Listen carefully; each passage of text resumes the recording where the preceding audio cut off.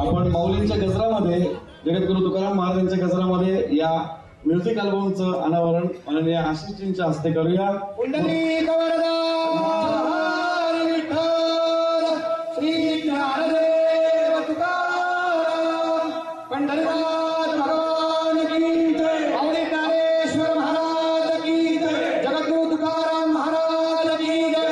सब संत की जय. छत्रपती शिवाजी महाराज की जय. अभंग तुकाराम या चित्रपटाच्या ऑडिओ लॉन्चला आपण या सगळे उपस्थित आहात.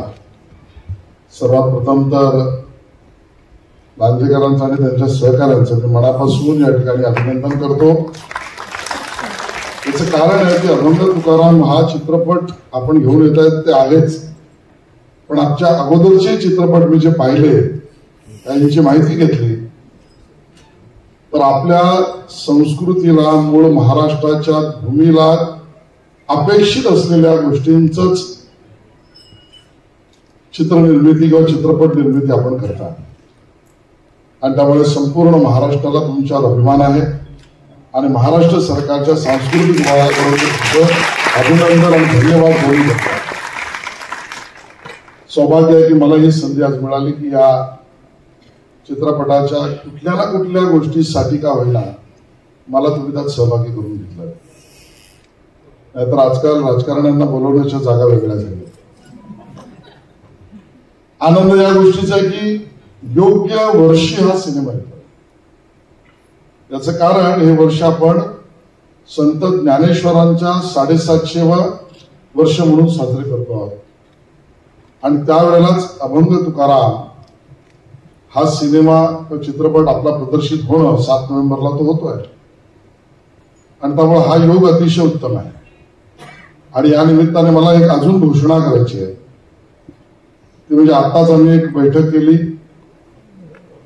शासन निर्णयानुसार शासन जे सिनेमे, सांस्कृतिक कार्य विभाग जे सिनेमे बनवायला मदत करते किंवा बनवते त्याचं पूर्ण भार उचलते असं 10 कोटी रुपयापर्यंतचा खर्च सगळ्या सहित अपेक्षित असलेल्या सिनेमांना त्याचे विषय नियमावली असतात. त्याच्यात कुठला चित्रपट केला पाहिजे, कुठले सिनेमे केले पाहिजेत. त्यात आज आम्ही निर्णय केला की संत ज्ञानेश्वरांवर सिनेमा महाराष्ट्र सरकार यावर्षी करेल आणि तो सुद्धा आज या ठिकाणी अभंग तुकारामांच्या या ऑडिओ लॉन्चच्या वेळेला मी घोषित करतोय. तुकाराम महाराजांचं अभंग याची माहिती महाराष्ट्रात असं कोण आहे किंबहुना देशातच कोण आहे की त्याला माहित नाही. तुम्ही आम्ही बोलतो ती वाचा आहे, पण ज्या वेळेला दैवी निष्ठेचा परिमळ स्पर्श होतो त्यावेळेला वाचेचं रूपांतर वाणीमध्ये होतं. विठ्ठलाचं नाव घेतल्याबरोबर वाचेचं रूपांतर वाणीमध्ये झालेली संत परंपरा आणि मग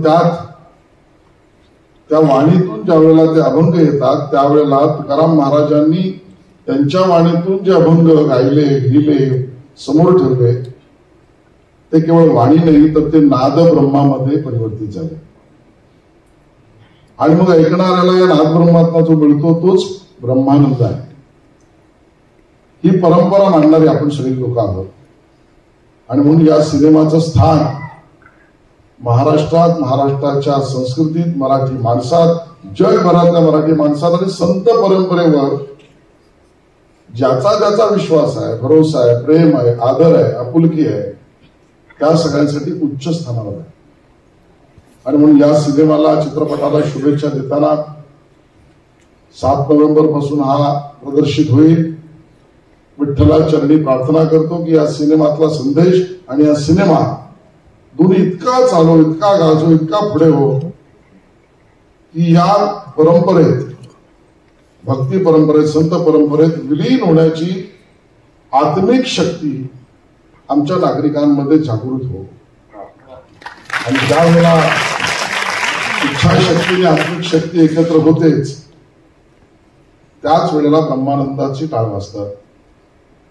हे आपल्या सगळ्यांना मिळवत, घडवत आणि त्याची धुरा आपण सगळ्यांनी जी वाहिली आहे त्याबद्दल तुमचं मनापासून धन्यवाद करतो आणि थांबतो.